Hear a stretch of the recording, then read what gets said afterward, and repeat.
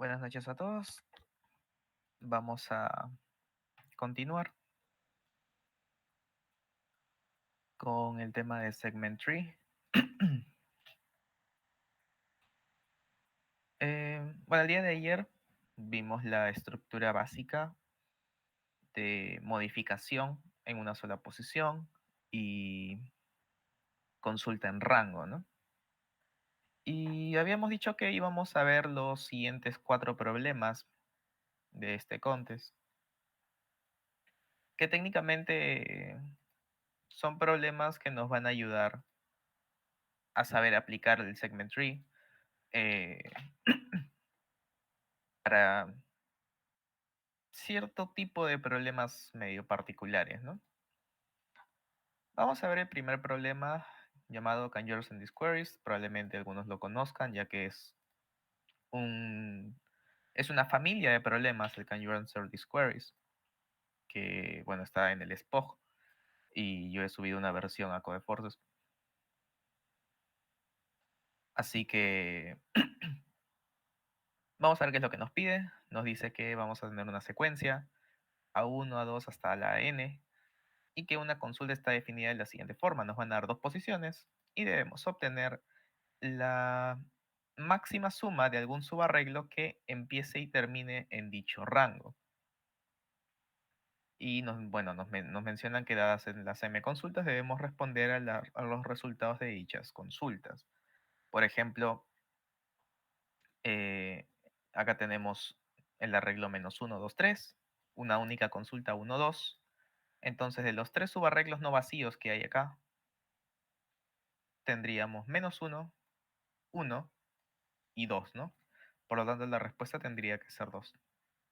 Ahora, tal vez podría ser medio raro el intentar establecer la relación entre el maximum subarray sum con un segment tree.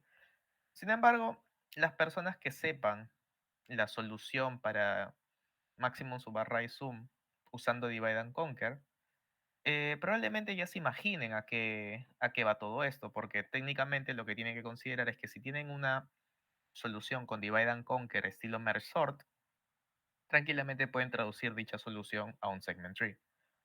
Entonces, la idea del maximum subarray sum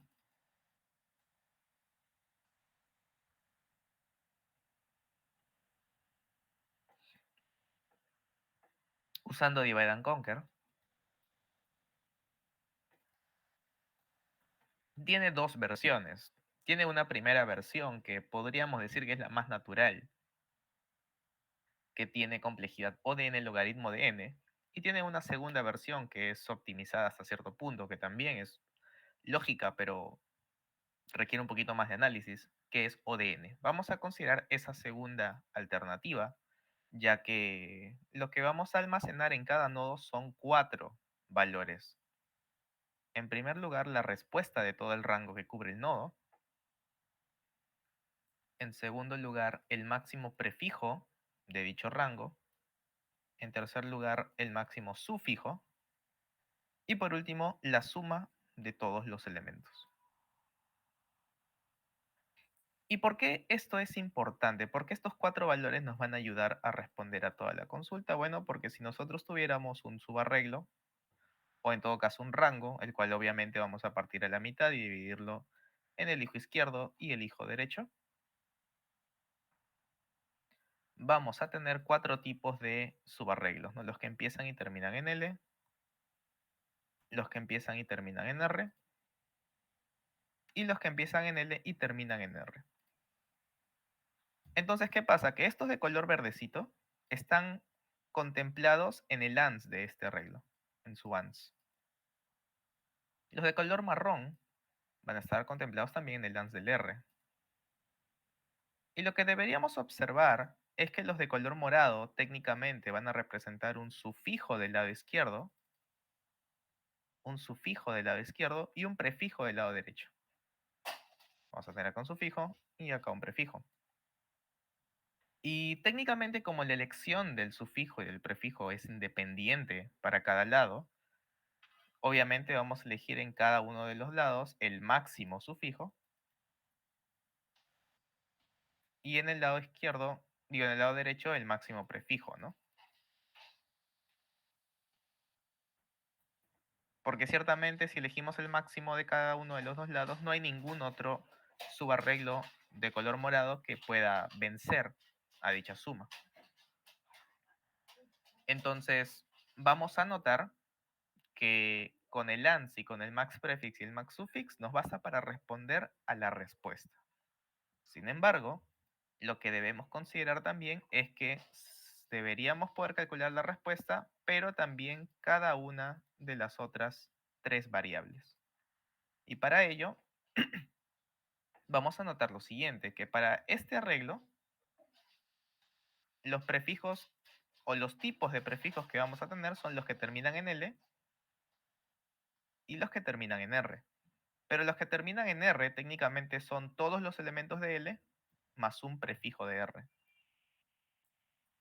Y es ahí donde surge la necesidad de llevar también la suma de todos los elementos, porque de esta forma vamos a poder decir que, supongamos que todo este arreglo sea A, que por ejemplo mi A.prefix sea el máximo entre L.prefix y L.sum más R.prefix, ¿no? Porque si nosotros ya avanzamos todo esto, lo que nos va a quedar es un prefijo de R y obviamente de todos los prefijos candidatos tenemos que elegir el máximo, ¿no? Porque lo que deseamos es calcular el máximo prefijo para A. Y podríamos aplicar algo análogo para el sufijo, solo que sería como que invertido la etiqueta de la letra, o sea, sería R.suffix y R.sum más L.suffix. Y bueno, la suma es la suma de los dos, ¿no?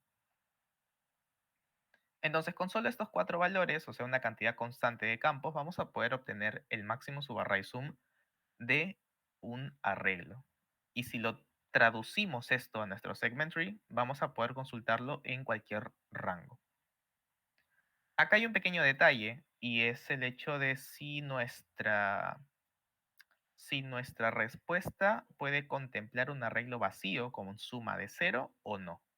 En el caso de esta solución,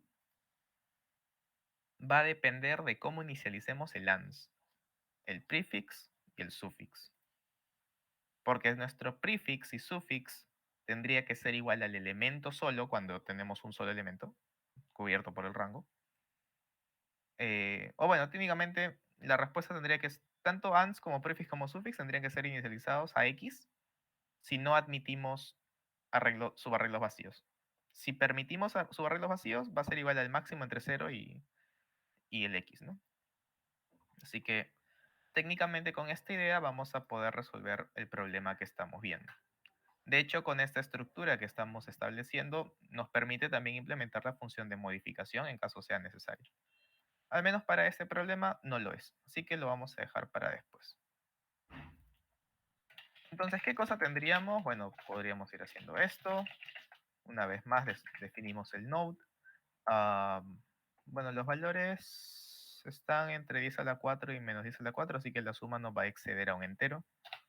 Vamos a poner int ans, int prefix, int suffix, int sum. Vamos a hacerlo por defecto y luego una inicialización con valor, ¿no? Entonces, tenemos técnicamente esto de acá. Y lo que podríamos hacer, al igual que, que lo que hicimos ayer, es definir el operador, ¿no? Const node, rhsconst. Y acá, bueno, vamos a necesitar algo más, ¿no? Vamos a decir node q. Y vamos a decir q.ans, va a ser el máximo entre ans, rhs.ans. Y además el suffix más rhs.prefix, ¿no? Q.prefix es el máximo entre prefix y sum más rhs.prefix. q.suffix es el máximo entre rhs.suffix, rhs.sum más suffix. Y q.sum va a ser sum más rhs.sum. Y doblemos q. No hay absolutamente ningún problema con esto. Entonces podremos definir nuestro segmentry así, con 4n de tamaño, como habíamos dicho. El n del q, a de n. Sabemos que el n va a ser hasta 10 a la 5. Y ahí está. Me parece que primero leemos el n y el q, ¿o no? Vamos a ver, creo que primero leemos solo el n, ¿no? Sí, solo el n. Luego leemos todo el arreglo. Algo que no llegué a mencionar ayer y que siento que sí podría ser importante es que el segment tree es muy agnóstico al tema de los índices. O sea, tú puedes usar 0, del 0 al n menos 1 o del 1 al n y para el segment tree es básicamente la misma cosa. Hay solamente un caso especial para eso y es cuando el límite inferior puede ser negativo. En ese caso lo ideal no es hacer la semisuma, sino es tomar el punto más bajo y sumarle la semidiferencia. O sea, en vez de hacer algo como L más R entre 2, hacemos L más R menos L entre 2. Así.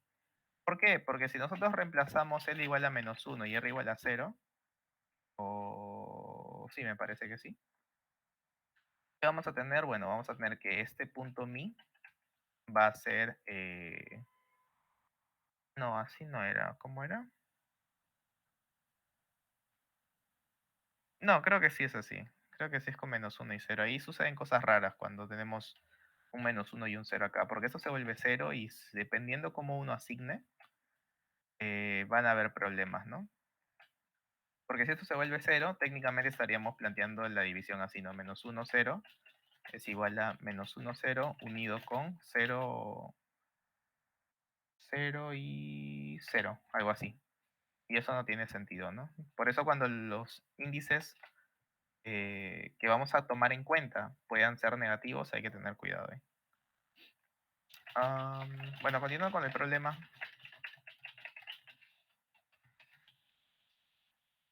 LR, y luego imprimimos, ¿no? Algo así como un query. lr.ans, y listo. Ahora estamos indexándolo todo en 1. El problema también lo indexa en 1. Acá, ¿qué cosa nos falta? Nos falta el build.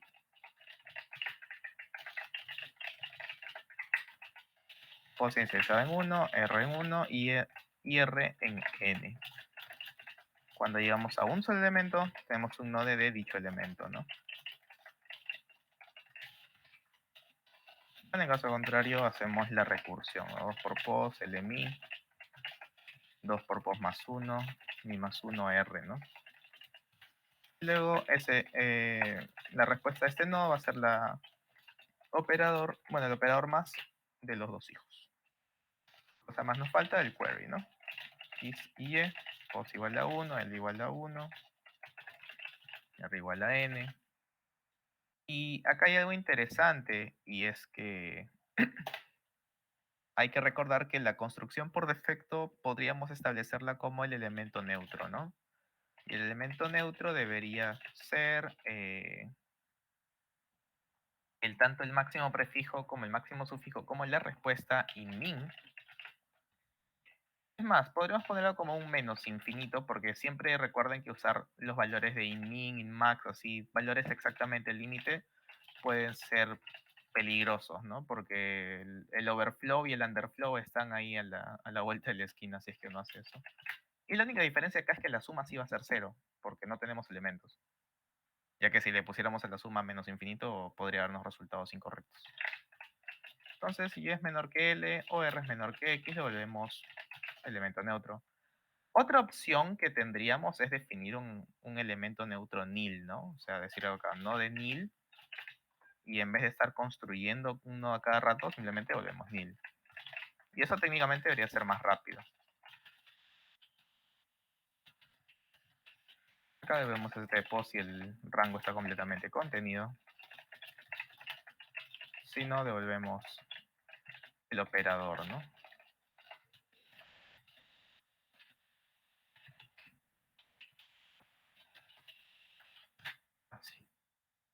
Y bueno, podríamos probar tal vez el primer caso de prueba, no sin antes copiar el código. Y... Ah, le puse doble F al prefix.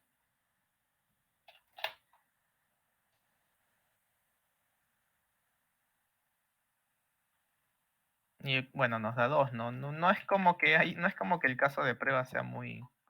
ayude bastante, ¿no? No ayuda, de hecho, casi nada. Pero vamos a ver cómo nos va.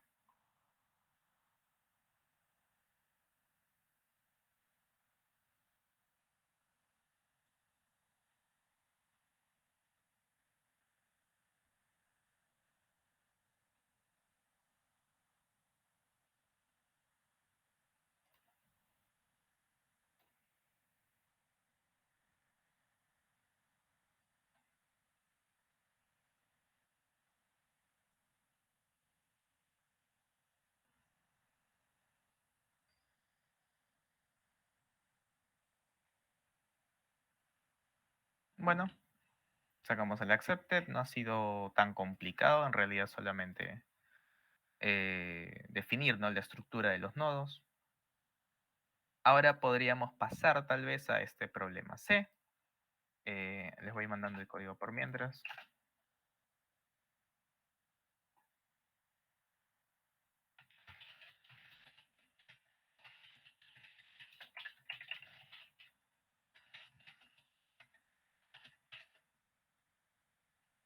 Am, ¿Cuál es la novedad en este problema C? Que bueno, ahora sí nos permiten o nos exigen modificar valores. Sin embargo, eso no va a afectar casi nada, ya que sabemos que modificar nos debería tomar una cantidad logarítmica de tiempo. Sabemos que la evaluación de la función es O de 1, porque solamente operaciones aritméticas y de maximización.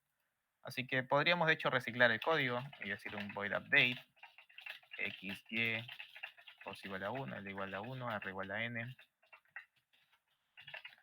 Obviamente si estamos en la posición que queremos modificar, decimos que el elemento en esa posición va a ser el node creado a partir de este valor, y. Y bueno, después de esto aplicamos la recursión, ¿no? Si x está en el lado izquierdo, modificamos el lado izquierdo solamente. Si no, modificamos el lado derecho. Y bueno, si somos flojos, copiamos esto y lo pegamos acá abajo. Está. Vamos a modificar también la implementación, que ahora nos pide un op. Porcentaje de. Ahora si op es igual a 0. Hacemos un update de LR. En caso contrario, imprimimos el ANS, ¿no?, le corresponde.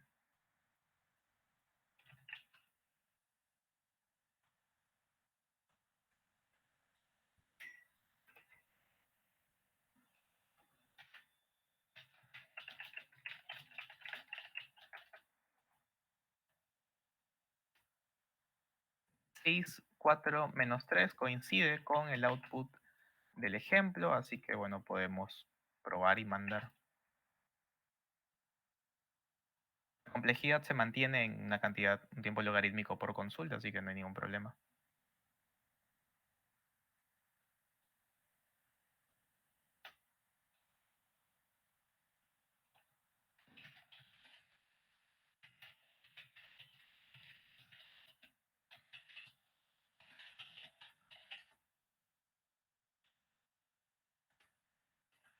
Y bueno, sacamos accepted de nuevo. Lo único que tuvimos que hacer es implementar una función más. Y me parece que a partir de que la D y la E ya tratan de una temática diferente. Antes de pasar a esos problemas, quiero saber si tienen alguna consulta respecto a esta solución que hemos visto ahora, o si está todo claro, o si están procesando todavía.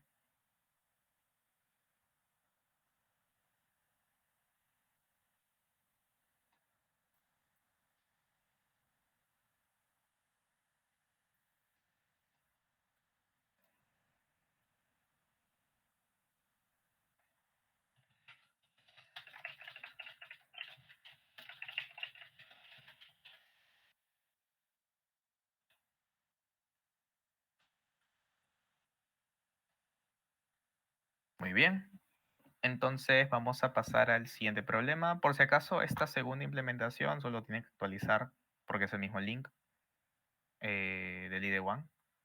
Así que vamos a ver qué es lo que pasa en el problema D. Can you answer this queries 4? Vamos a ver qué nos dice. Se te da una secuencia A1, A2 hasta N de enteros positivos. Una consulta puede ser alguna de las siguientes. 0xy, modificar la posición en A sub i a la raíz cuadrada de A sub i piso. O sea, se redondea para abajo. Para cada elemento en el rango de x a y. Y en segundo lugar, obtener la suma. Ya.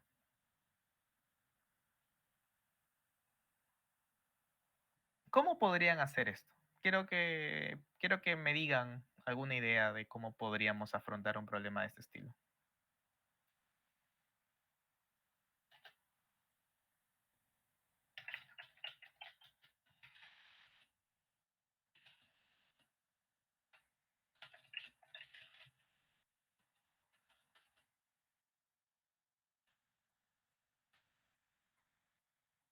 Porque hasta ahora lo que hemos visto es modificaciones puntuales, ¿no? Como que, bueno, nos dan modificación en rango y no sabemos todavía.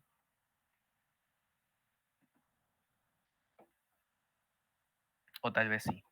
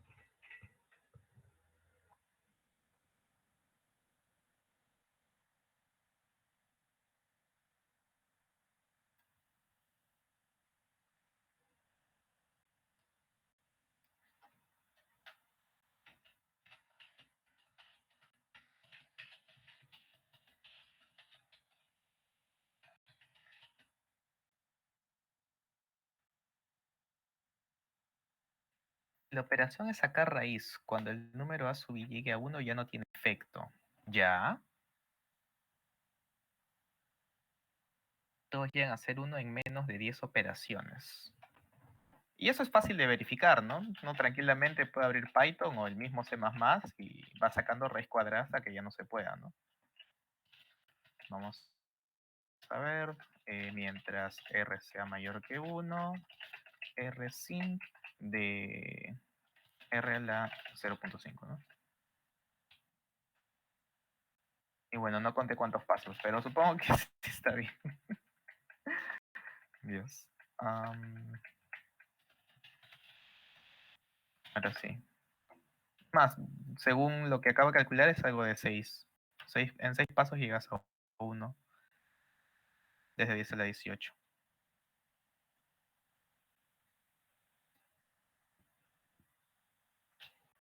Así que, ¿eso qué quiere decir? Que si nosotros aplicamos, o en todo caso, si nosotros modificamos ligeramente la función de update, a nosotros ¿qué cosa nos interesaría? Nos interesaría saber para todo un nodo, porque técnicamente nuestra idea es solamente tocar los nodos que van a recibir alguna modificación. ¿Y qué característica tienen los nodos que no reciben ninguna modificación? Que todos sus elementos se vuelven 1.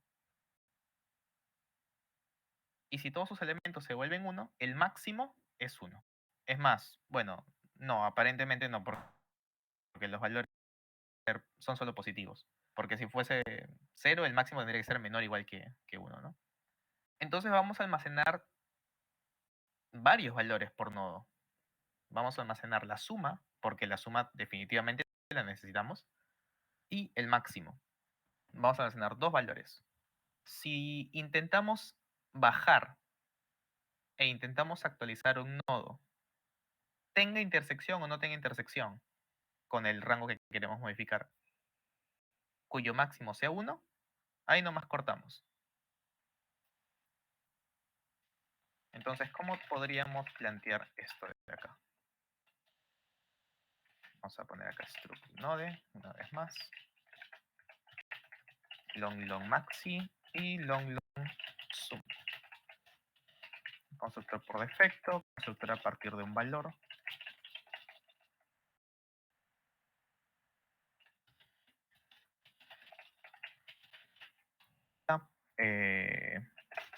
Y not operator, ¿no?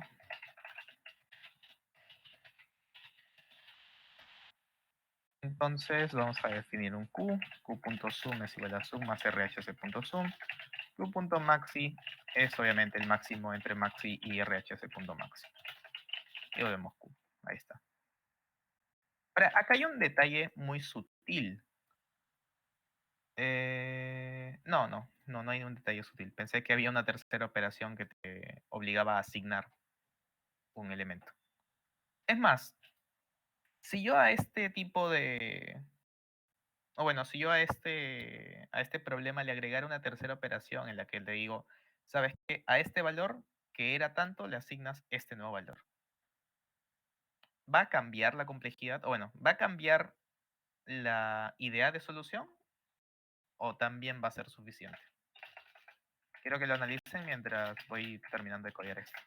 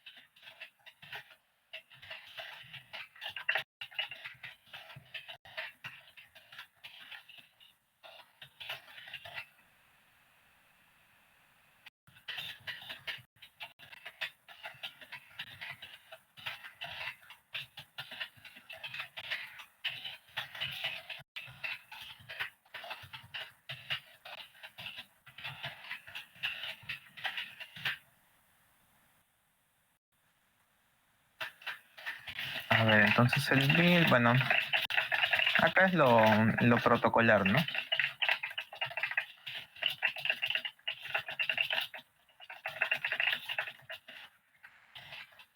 Estamos acá, post es node de ADL, regresamos, punto medio, construimos izquierda, construimos derecha y reasignamos, ¿no? Los valores. Ahí está. El update, bueno, en el update nos detenemos cuando estamos en un solo nodo, post va a ser igual al node. ¿De qué cosa? De sqrt, de post. Bueno, cualquiera de los dos vale, ¿no? De la suma o del máximo, porque al ser un solo elemento es el único que puede estar. Tendríamos algo así. O sea, de hecho también podríamos hacer una manipulación directa, ¿no? Y decir que se va a dar esto.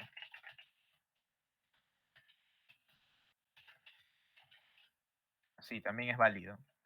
Porque, bueno, si es que nosotros hiciéramos el de node de x, node de la raíz cuadrada directamente, a lo mejor estamos creando un poco más de memoria y eso fastidia tal vez, ¿no? ¿Qué más? Bueno, un caso particular, si el maxi es menor o igual que 1, automáticamente regreso, no es necesario modificar,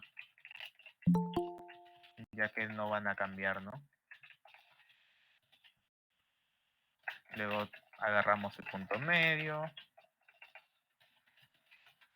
y vamos a dar un update a ambos lados, ya que no sabemos qué lado tiene intersección, ¿no? Y otra condición para esto es que y es menor que L o R menor que X. Ahora, vamos viendo que esta estructura de modificar en todo un rango llama a los nodos, pero vamos a notar eventualmente que la complejidad es como la de un query más bien, ¿no? Esa estructura que tenemos ahorita más la usamos en queries, ¿no? La diferencia es que, bueno, el update, como no debe ningún nodo y no va a devolver nada al final de cuentas, no se opera con el otro update, pero técnicamente es lo mismo que el query. Así que la complejidad debe ser similar, ¿no? En este caso, bueno, le voy a hacer la modificación, debemos que actualizar este nodo. Y técnicamente esta es la estructura que va a tener la modificación en rango en el lazy propagation. Ciertamente con algunas cosas, ¿no? Diferentes, pero más o menos es la misma idea de mandar la modificación en ambos lados y simplemente sabemos que cuando no tenga nada que ver, simplemente va a cortar. Y lo único que nos queda es esto. Es igual a 1, igual a 1, R igual a n. Si es menor que L, barra menor que X, return 1000.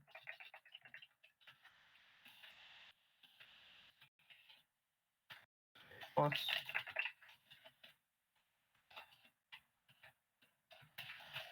Entre 2 y devolvemos query.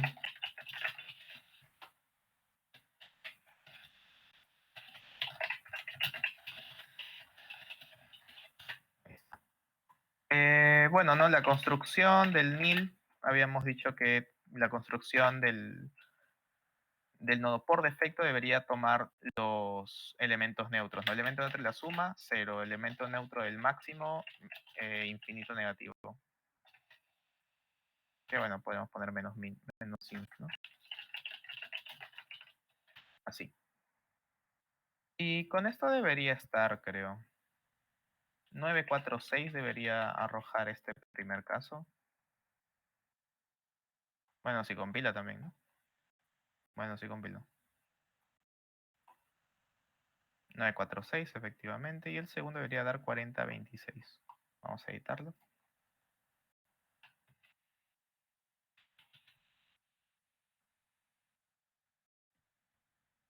Ahí está. Entonces vamos a enviar tranquilos porque sabemos posiciones por cada posición. Eso significa que por más que la complejidad de la modificación, o bueno, la cantidad de posiciones en un update va a ser ODN, técnicamente solo vamos a modificar en total cada nodo unas, ¿cuántas? porque los nodos que están más abajo se modifican algo de 6 veces. Entonces sería algo de 6 por logaritmo por n, ¿no? Y bueno, justamente el rendimiento puede demostrar que no demora casi nada, ¿no? 124 milisegundos. Entonces les voy pasando este código. Ahí está.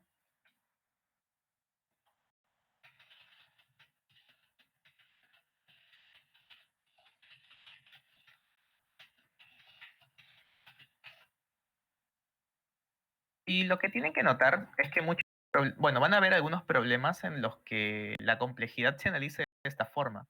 Y eso quiere decir que no le deberían tener tanto miedo a meterle segmentría a modificaciones en rango, siempre y cuando éstas tengan lo que se suele llamar una función potencial, ¿no? El tema de la función potencial es que cada elemento va a tener un potencial de operación. En nuestro caso, el potencial de operación de cada elemento es cuántas operaciones necesitas para volverte uno o menos. Hay otros casos en los que, por ejemplo, de un X te pasan no sé, X módulo algo. Y en ese caso el potencial es logarítmico, ¿no? Porque hay que considerar que si tú pasas de un X a un X módulo M,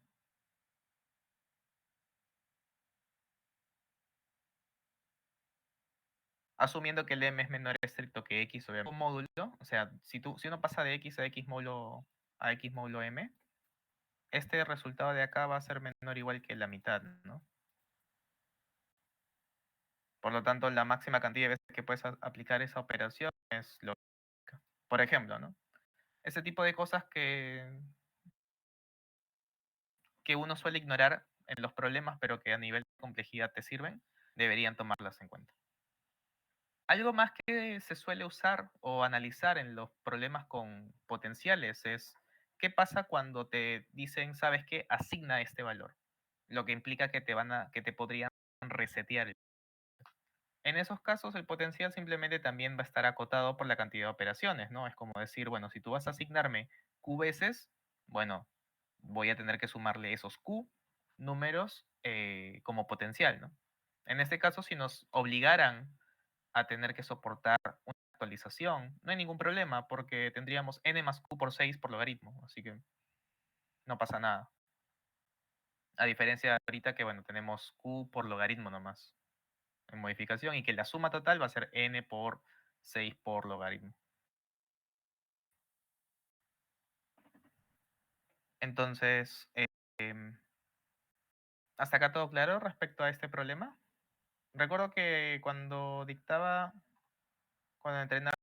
el grupo de la OPC, les llamaba a este problema, bueno, a esta idea, la idea del earthquake. O sea, la técnica del earthquake, porque en el Codeforces Edu hay un problema que se llama earthquakes, en el que tienes que plantear el tema de la función potencial, ¿no? Si no lo planteas, no vas a tener mucha idea de cómo aplicarlo.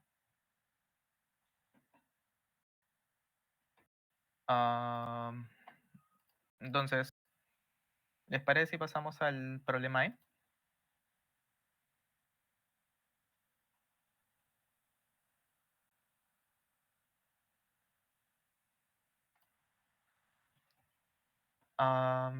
Ya.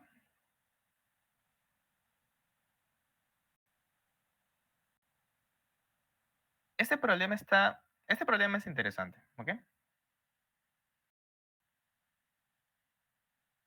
Es como mínimo interesante.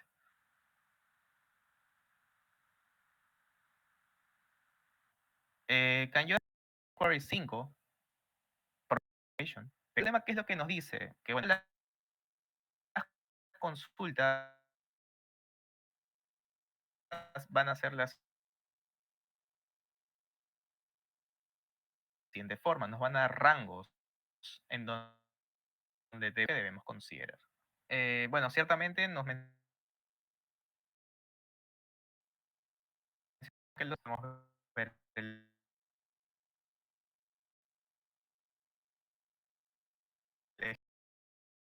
ejemplo los que empiezan en esta tener 3 menos 2, que es 1, o 3 menos 2 más 1, que es 2. Obviamente, la respuesta óptima es 2, porque es la mayor de las dos. Y bueno, ¿no? En el otro caso, tenemos para empezar acá. Y ojo que también podrían intersectarse estos rangos, ¿no? Porque acá tenemos del 2 al 5. 1, 3 y 2 al 5 sí se intersectan, así que ahí hay que tener un poquito de cuidado. Entonces, la pregunta principal cuando tengamos un problema así es, primero pensar qué cosas se podría ir descartando. Yo, por ejemplo, podría ir descartando el responderlo de manera offline. ¿Por qué de manera offline no tendría mucho sentido? Porque si yo, por ejemplo, dijera, bueno, voy a fijar el x2, el y el y2 y calcular la respuesta de x1 con y1 a partir de cada uno de ellos, eh, la complejidad va a terminar siendo n por m. Porque puede darse el caso de que todas las consultas tengan el mismo rango, o sea, que todas las consultas cubran todo, que el índice izquierdo puede estar entre 1 y n, que el índice derecho puede estar entre 1 y n. Y eso implica que van a tener que agregar todas las posibilidades a cada una de las consultas. Así que no se va a poder hacer algo así. Y cuando no se puede hacer algo más o menos así, uno por lo general debería plantear casos, ¿no? Porque, ¿qué es lo que pasa? Que si nosotros, por ejemplo, planteáramos la siguiente condición especial, porque muchas veces un problema se tiene que ir modificando para ver qué es lo que tiene sentido, qué es lo que afecta, qué es lo que influye, y al final poder concluir algo. Entonces, ¿qué pasa si nuestros dos intervalos de los dos extremos fuesen disjuntos? ¿Qué pasa si yo les digo, sabes qué? Puedes empezar en cualquier posición de este rango y terminar en cualquier posición de este otro rango? ¿Cómo podríamos resolver un problema de este estilo?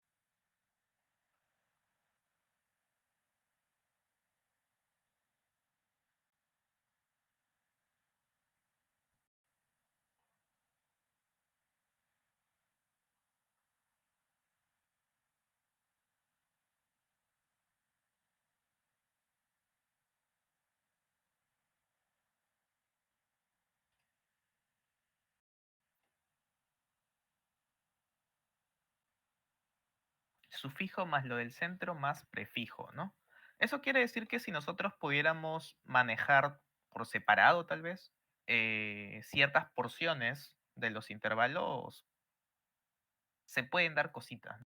Por ejemplo, si separamos los dos intervalos, o en todo caso, los intervalos sin intersección y la posible intersección que puedan tener, vamos a tener a lo mucho tres zonas, ¿no? Vamos a tener zona A, zona B, que es la intersección, y zona C.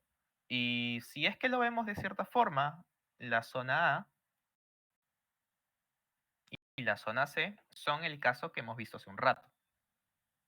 Otra, otra cosa que podremos plantear es que la zona B con la zona C es también un caso de dos inicios y finales disjuntos.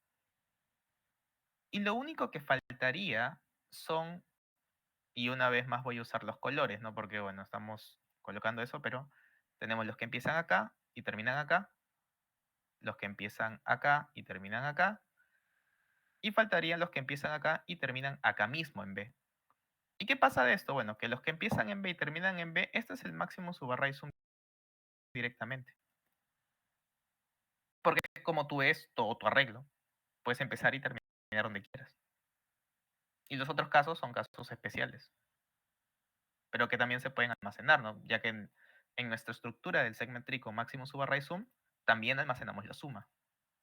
Así que sería una consulta de todo esto. El máximo sufijo acá, máximo prefijo acá. En el caso del B sería solo máximo sufijo acá y máximo prefijo acá. Y tenemos la respuesta con todos esos casos. Y la complejidad va a ser obviamente logarítmica, porque va a ser solo consultas de rangos. Y va a ser algo de 3 consultas, ¿no? Una consulta en cada uno de estos. Y listo. Santo remedio. Y un problema que aparentemente es complicado, que parece que requiere técnicas más avanzadas, lo hemos resuelto con solo analizar casos.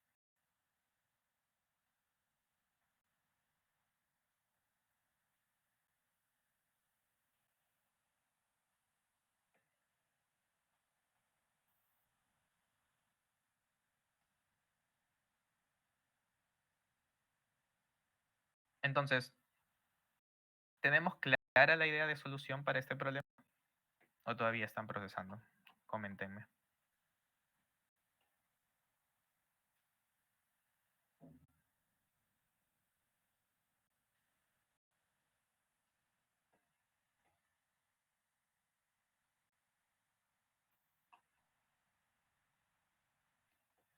Procesando. Ok, ok.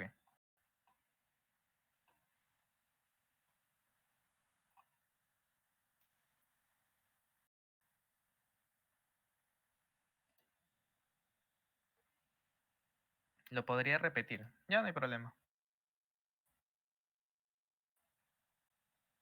Lo que estábamos viendo, o lo que estábamos planteando, es que si nosotros tenemos los dos intervalos, supongamos que este lado izquierdo son los inicios del lado izquierdo, el lado derecho son los inicios del lado derecho.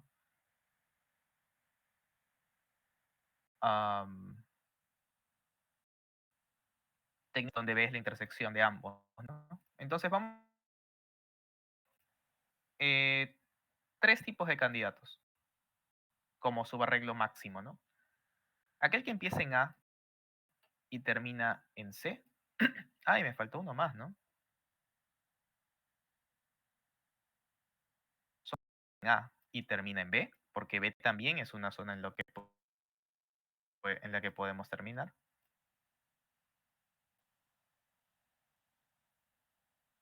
Aquel que empieza en B y termina en C.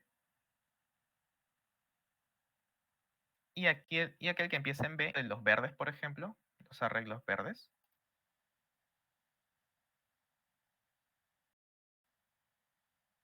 La respuesta técnicamente va B y un prefijo de C. En particular, como la elección del sufijo de A y la del prefijo de C son independientes, vamos a elegir el máximo, ¿no?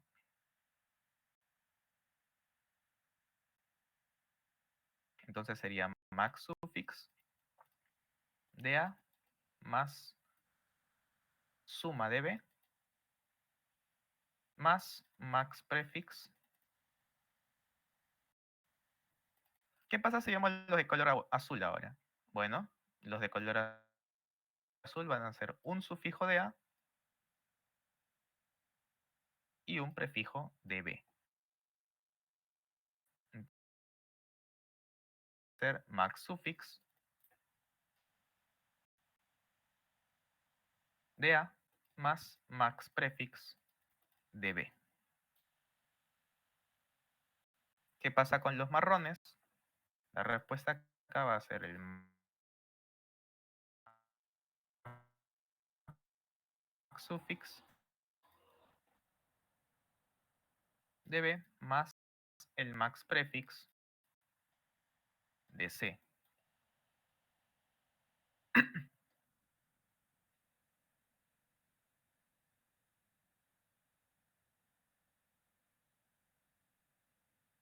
Y por último, los morados empiezan y terminan en B. Eso quiere decir que todo este rango lo podríamos considerar arreglo, en realidad, que el res va a ser bueno, puede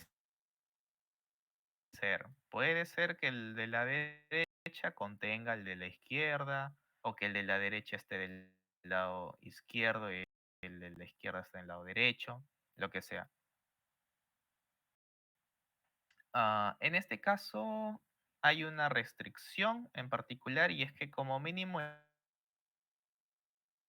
el X, el R va a haber al menos un candidato. No se puede dar este caso. Como mínimo va a ser algo así. Va a estar el L y el R que sea más grande o que sea, no sé. Pero el L siempre va a estar del lado izquierdo. Así que solamente tendríamos que manejar los casos en los que, bueno, en los que el R, por ejemplo, sea más pequeño que el L, ¿no?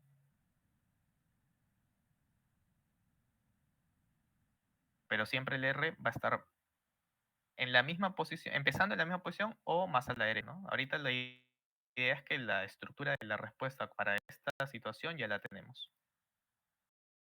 Obviamente, si la intersección no existe, están descartados los de este tipo, los de este tipo y los de este tipo, ¿no? Si no hay intersección.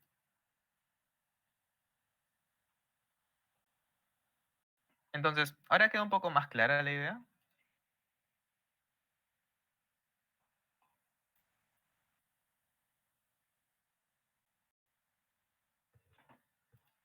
Muy bien. ¿Les parece si pasamos a la implementación, ya que este problema aquí es medio fastidioso? A ver, vamos a tener N, vamos a tener Q, la estructura de nodos. De hecho, podríamos copiar alguno de el código del segment tree que teníamos hace un rato para Maximus barra y zoom. Y bueno, no, ese segment tree va a ser solo de consulta, ¿no? No va a ser de modificación ni nada. Copiado.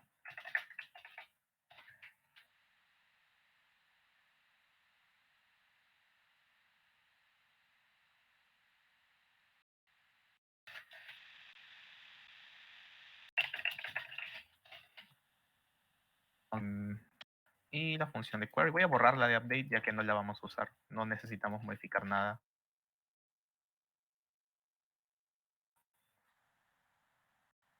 Esto. Sí, ¿no? Porque no estamos definiéndolo. N.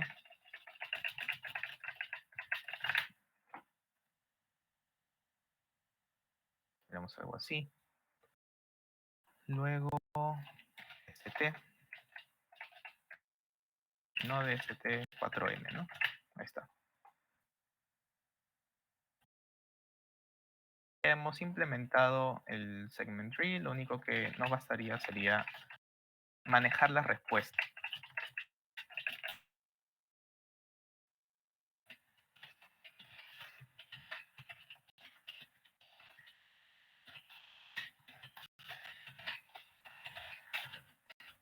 Y bueno, no, en este problema en particular, el segment tree pierde cierto protagonismo, ¿no?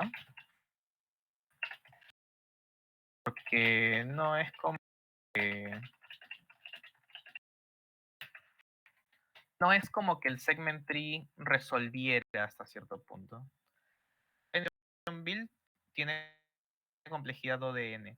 El update, en update sería n logaritmo de n para construirlo. Eso ciertamente, cuando la complejidad está bastante holgada, no hay problema, ¿no? Pero cuando el tiempo es del update.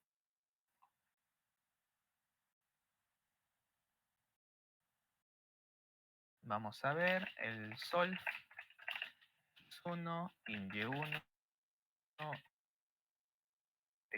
x2, in y2, más allá de lo que podemos terminar, así que el y1 deberíamos minimizarlo con el y2, ¿no?